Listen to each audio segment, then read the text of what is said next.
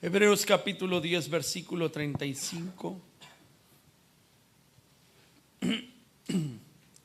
¿Está listo? ¿Sí? Avísele al de al lado, dile, ya estamos listos para lo que sigue. Vamos a leer la palabra de Dios.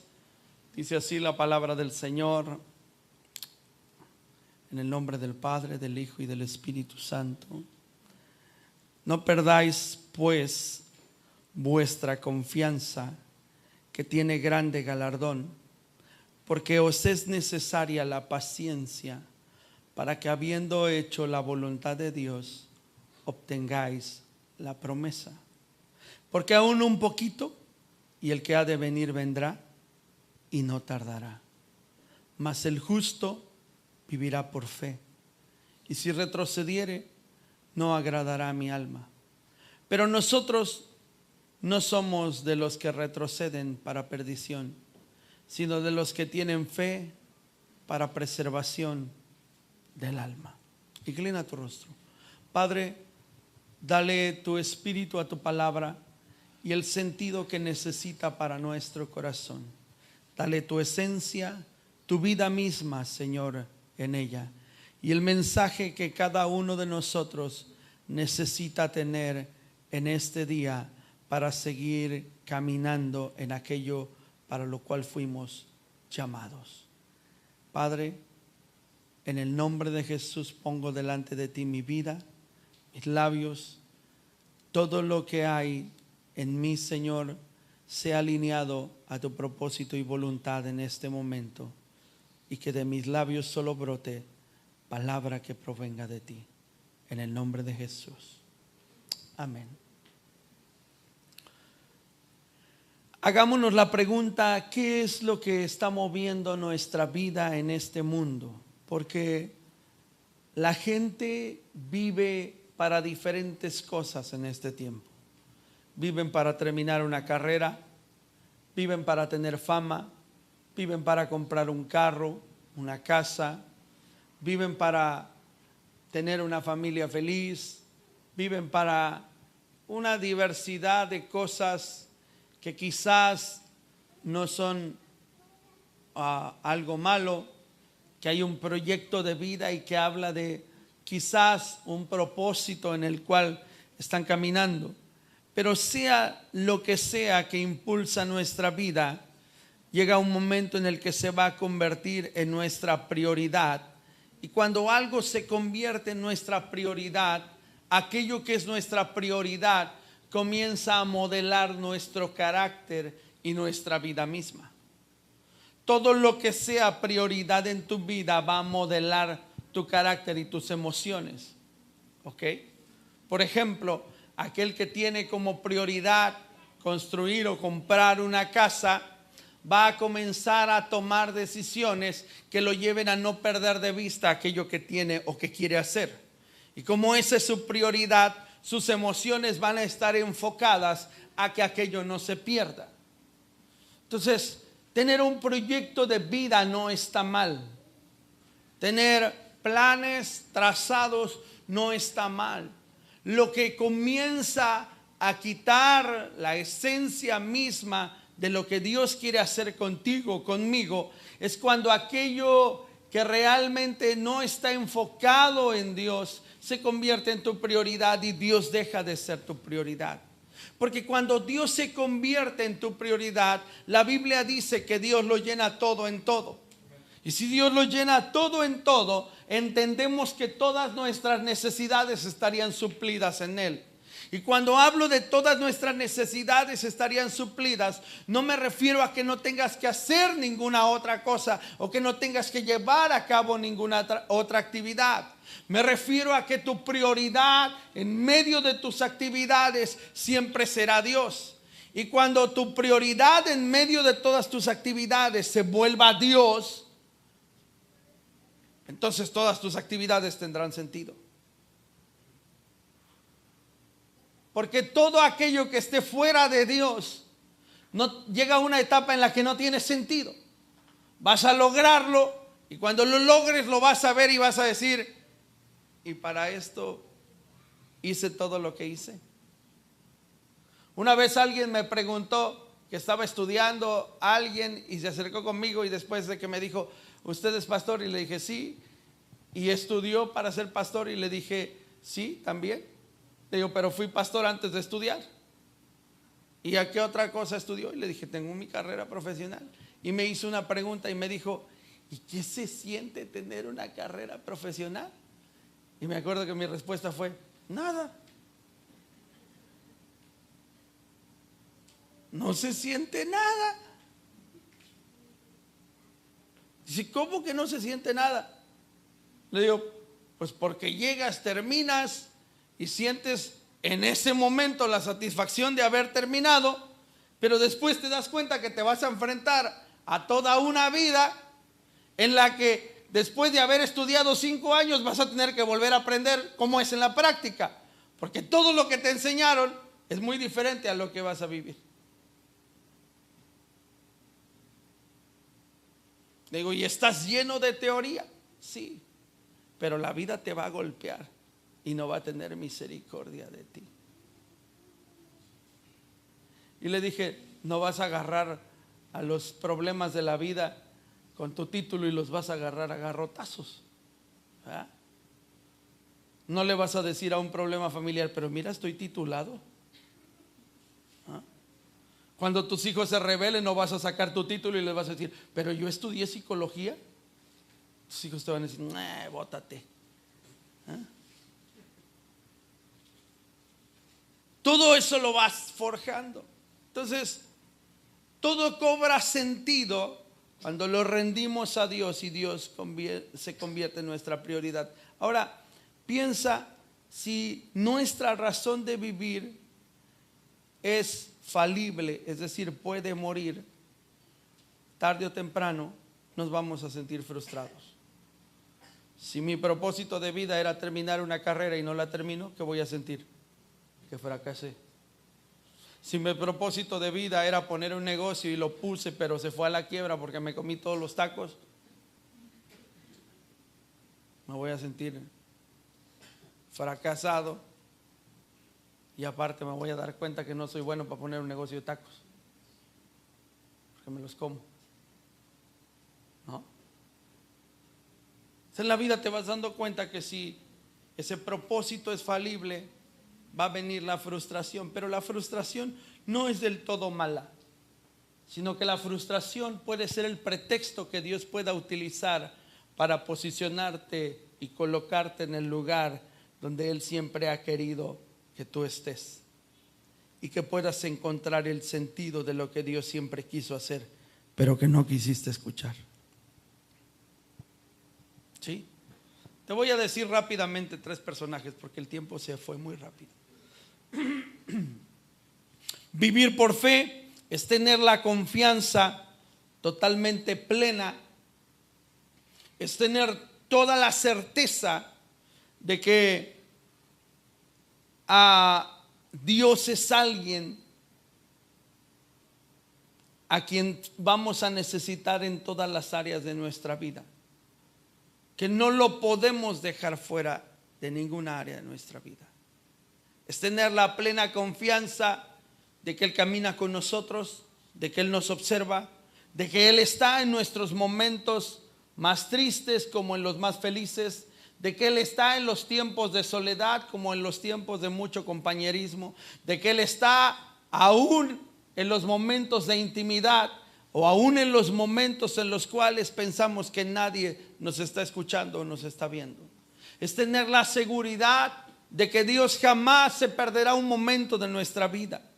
Entonces la Biblia, cuando nos dice que el justo tiene que vivir por su fe, no es una opción acerca de lo que tenemos que hacer nosotros, porque vivir por fe implica que las cosas tengan un sentido diferente, porque la fe jamás va a negar la realidad, pero nunca se va a someter a ella. La fe siempre te va a decir, tu realidad quizás es que te dieron un diagnóstico de cáncer, pero yo no me someto a tu realidad. Yo quiero decirte que en Cristo, por su llaga, hemos sido nosotros curados. Esto es lo que hace la fe. Y para aquellos que no tienen una vida de fe, vivir por fe es una locura. Si tú vas con un doctor y le dices, es que por su llaga yo he sido curado, doctor, yo no tengo nada. ¿Qué crees que te va a decir el doctor? Se va a reír de ti, en tu cara. ¿Ah? Va a decir, admiro su fe, Señor, pero usted se va a morir en 2 meses. ¿Sí o no? Y digo porque los doctores son un poco crudos, ¿no? Para decir noticias. Para ellos es así, tal como lo dice el diagnóstico, el papelito, y así va a suceder. Aún a pesar de que la fe diga algo totalmente distinto. Entonces, el mundo ha comenzado a fomentar en esta época la autosuficiencia. ¿Ok? Tú puedes, eres un campeón, eres un ganador, lo vas a lograr, nada es imposible, etcétera, etcétera, etcétera. ¿Verdad? Tú estás hecho para la victoria, y hasta cierto punto todo lo que te dice el mundo tiene una razón de ser en la escritura, pero sin la fe solo se vuelve autosuficiencia. ¿Okay? Todo lo que tú te propongas lo puedes lograr. ¿Acaso no lo dice la escritura? Dios mismo diciendo, hablando en el cielo, cuando los seres humanos se pusieron de acuerdo para construir una torre. ¿A poco no dijo Dios, mejor déjame, voy y confundo sus lenguas, porque si estos se ponen de acuerdo, ¿qué van a hacer? Van a lograr lo que se proponga. Así que si Dios mismo reconoce esa capacidad, precisamente porque sabe que nos dio su esencia, parte de lo que Él es.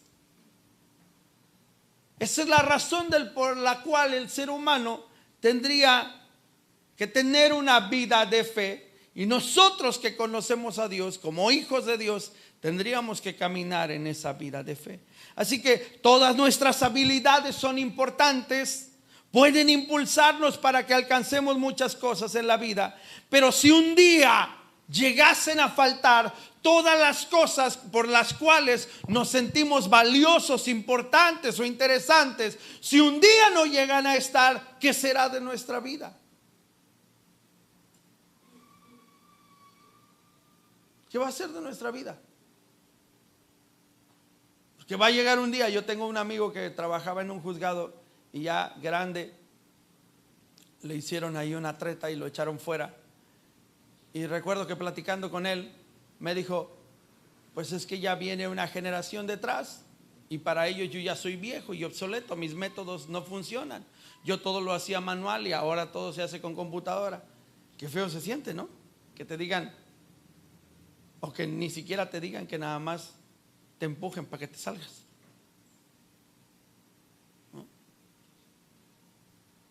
Es como los hijos enseñándonos a los papás a jugar Xbox, ¿no? Ay, pa, tú ni sabes. Pícale aquí y te dice, pícale al A. ¿Cuál es el A? Si tienen dibujitos, no tienen letras. Pícale a tal. ¿No? O los nietos enseñándole a los abuelos a usar el celular. ¿Sí han visto ese cuadro? ¿No? El nieto tiene 3 años y agarra el celular como si fuera su pan diario, ¿no? Y el abuelo ahí está. ¿Y dónde se toman las fotos, mijo? Ay, abuelo, tan fácil, ¿no? Abuelo, ¿puedo descargar un juego? Pues es que yo ni le sé. No, por eso, pero yo puedo. O sea, yo ya sé que tú no sabes, pero yo sí puedo. Y lo hace.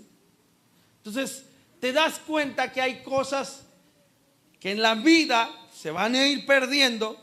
¿Y qué es lo que va a mantener tu vida? Solo Dios. Pero para que Dios pueda sostener tu vida, tú necesitas tener una vida de fe.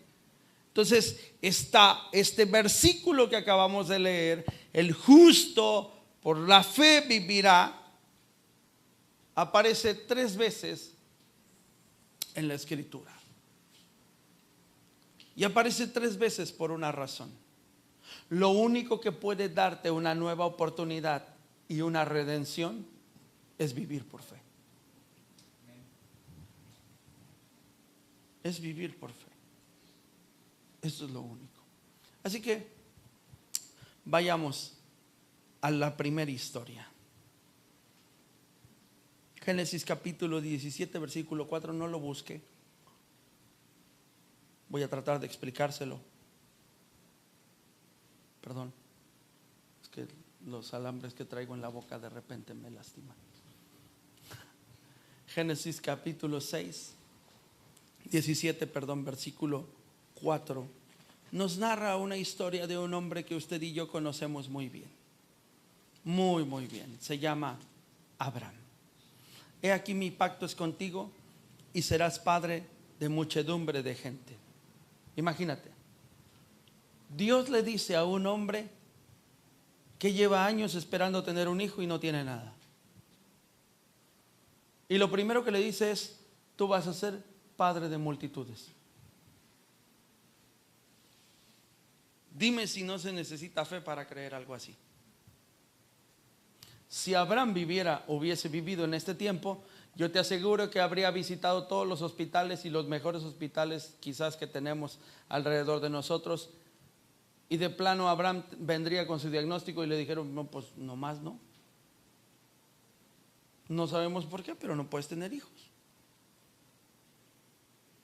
Quizás le hayan hecho estudios a Sara en esta época y Sara va a regresar agüitada y le van a decir: pues es que no me encontraron nada. Dicen que todo está en su lugar, pero no puedes tener hijos. Y de repente viene Dios y le dice: Dios no hace caso al diagnóstico a todos los años que tienen intentando, y de repente Dios, sin enfocarse en el problemita que ellos tienen, Dios le dice: te voy a hacer padre de multitudes. ¿Cómo lo tomarías? Quizás lo tomaríamos como aquella mujer que está con el profeta Eliseo y de repente Eliseo le dice: ¿qué puedo hacer por ti, mujer? ¿No? Y le dice: de aquí al siguiente año vas a estar abrazando entre tus brazos a un bebé. Y la mujer le responde al profeta Eliseo y le dice: no juegue conmigo, mi señor, esas cosas no se hacen. Yo soy una mujer que no he tenido hijos nunca en mi vida, y de repente usted viene y me dice que de aquí al siguiente año voy a estar abrazando en mis brazos un bebé. No juegue con mis sentimientos. Y sucede que recibe una palabra que parece ser imposible que ocurra así. Abraham recibe esta palabra, y Abraham, que es considerado el padre de la fe, y que todos decimos: sí, Abraham fue el padre de la fe, que todas las familias son bendecidas por medio de la descendencia de Abraham, y que todos sobre la tierra, por medio de la descendencia de Abraham, hemos sido bendecidos a través del sacrificio de Jesús, que es descendiente de Abraham. Que una promesa que recibió alguien que no tenía lo necesario quizás para que se cumpliera, simplemente creyó. Y sin conocer a un Dios que se le reveló, sin haber visto nunca jamás algo como lo que le sucedió, porque él se dedicaba a hacer ídolos, y jamás nunca ningún ídolo le habló, y de repente escucha una voz y se le presenta a alguien dándole una promesa que él creyó con todo su corazón, y que todo estuvo en su contra, y aún así no dejó de creer en esa promesa. Que vivió en una tierra que no le pertenecía, teniendo la promesa de que un día su descendencia la iba a poseer, y ahí se quedó. En tu vida puede que tengas que dar un primer paso de fe ante una situación nueva o desconocida, pero te voy a decir algo: vale la pena que lo des. No vas a ver nada, no vas a saber nada quizás sientas que no estás a la altura, pero si Dios dijo que lo va a hacer contigo, solo cree y camina en ello, porque lo va a hacer. Hay una segunda historia. Génesis capítulo 7, ahí mismo.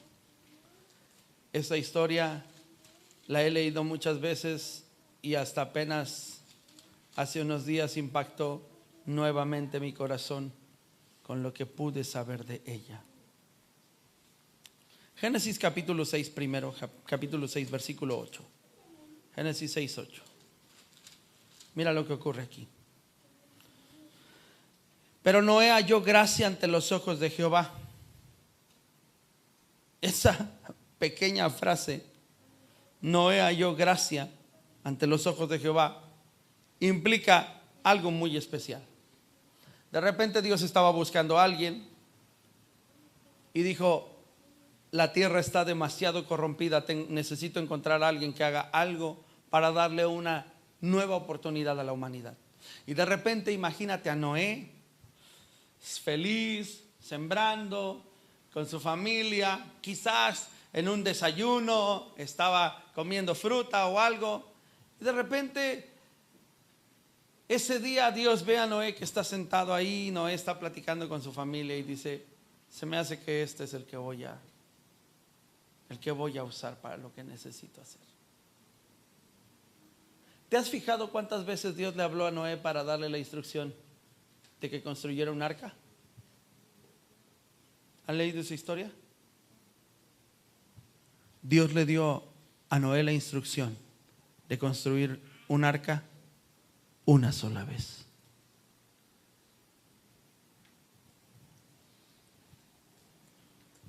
Dime si no se necesita fe para eso.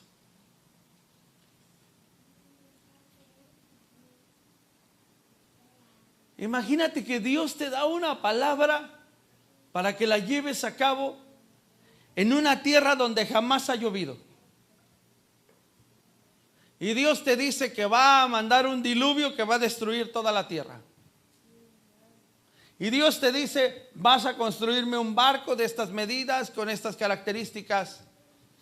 Y comienzas a hacerlo y vas en el año número 10 de estar construyendo el barco y no ha caído ni una gota de agua. En el año número 15, en el año número 50 ya te vas envejeciendo.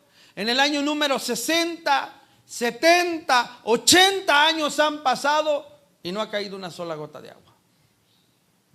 No hemos visto que llueva. ¿Dejarías de hacer el arca? Quizás tú y yo sí. Pero Noé decidió creer que iba a suceder.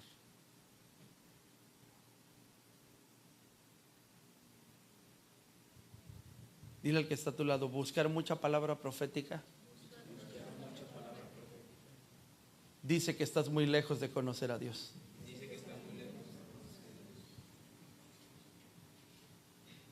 ¿Sabes por qué? Porque la gente busca palabra profética para saber lo que tiene que hacer, pero la palabra ya te fue dada. Y si no la estás practicando, entonces estar buscando mucha palabra profética solo dice que no conoces al Dios de la palabra.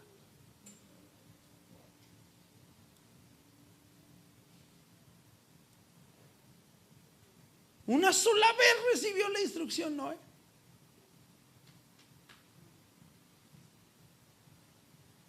$120 años pasaron para que ocurriera lo que Dios le dijo que iba a pasar. Y por la fe de Noé, la humanidad tuvo una segunda oportunidad. El principio aquí es: sigue firme en la palabra del Señor, aunque el mundo que te rodea viva bajo costumbres y patrones diferentes, contrarios a la voluntad de Dios, porque siempre valdrá la pena ser fiel hasta el fin. ¿Tú sabes cuánta gente se habrá acercado a Noé a decirle: estás bien loquito? ¿Tú sabes cuánta gente puede acercarse a tu vida a lo largo de tu vida y decirte: estás loquito, estás creyendo que Jesús va a venir por segunda vez? Yo desde que era niño estoy escuchando eso. ¿Y tú crees que Jesús va a venir por segunda vez? Jesús ni existe. Vas a escuchar cosas como esas. Vas a escuchar de la gente que Dios es un invento, que no existe, que nunca nadie lo ha visto. Vas a escuchar cosas como que tu vida no cambió porque tuvieras una relación con Dios, hiciste un esfuerzo, te centraste en eso y por eso pasó. Vas a escuchar que la gente se burle de ti cuando des a conocer tu fe. Quizás algunos se van a reír de ti. Quizás algunos, o te vas a convertir en la mofa de algunos. Te vas a convertir en la burla de algunos. Pero Noé estuvo 120 años siendo la burla de alguien más hasta que sucedió la última historia.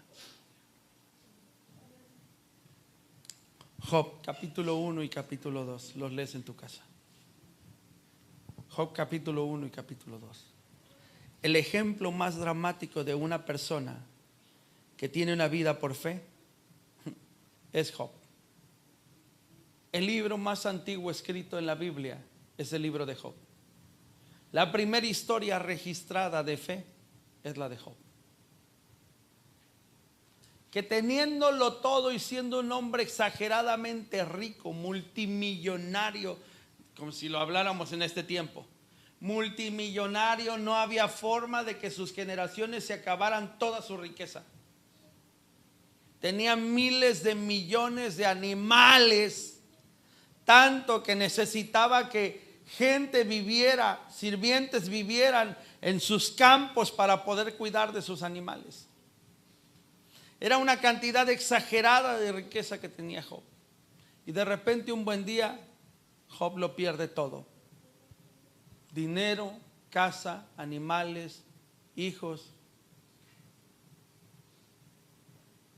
Pero le quedó algo bien valioso, la esposa.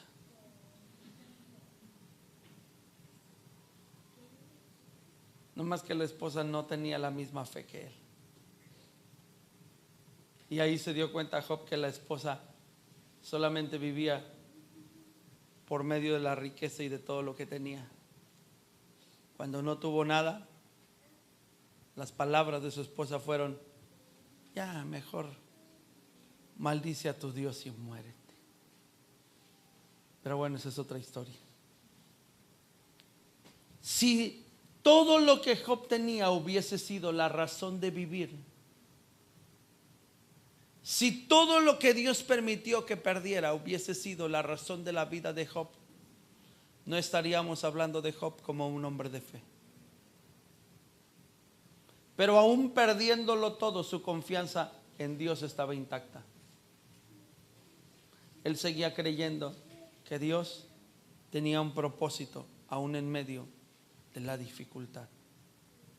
Así que te voy a decir el último principio que yo encuentro aquí. Jamás renuncies a tu fe en el Señor Jesús, aun cuando parezca que lo has perdido todo.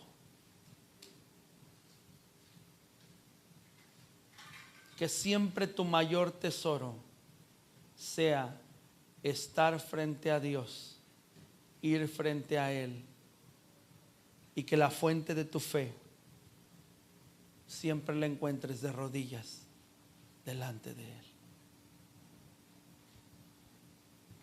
Si hay algo que podemos ver en la vida de Job, es que dice la Biblia que cuando Job estuvo viviendo cada etapa de su pérdida, dice que siempre tenía palabras adecuadas, y que de todo lo que Job decía, así lo dice textualmente la Escritura, no atribuyó a Dios despropósito alguno. En otras palabras, jamás pensó que Dios tenía la culpa de algo.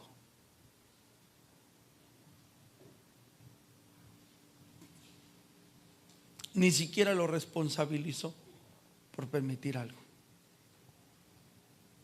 Ni siquiera por eso. Quizás a veces tú y yo en un momento de frustración le hemos dicho a Dios: ¿por qué permites que esto pase, Señor? Y responsabilizamos a Dios, porque no entendemos que el justo por su fe tiene que vivir, y toda fe genuina tiene que ser probada. a ser aprobada. Quiero que te pongas de pie, por favor.